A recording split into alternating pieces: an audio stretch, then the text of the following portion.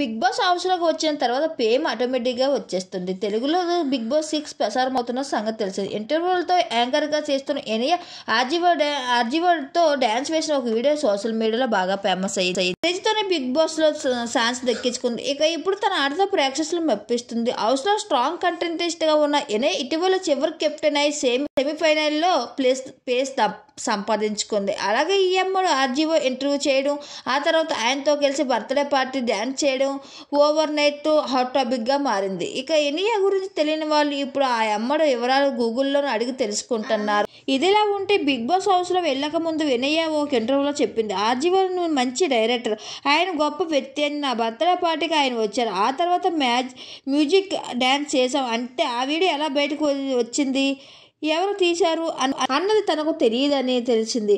ఇక ఈ వీడియో బయటకు వచ్చిన తర్వాత ఇండస్ట్రీలో రావాలని ఇంటి నుంచి పారిపోయి వచ్చిన ఎనియా కూడా కాస్టింగ్ కౌచ్ని ఎదుర్కోవాల్సి చెప్తూ ఆసక్తికరమైన విషయాలు పంచుకుంది.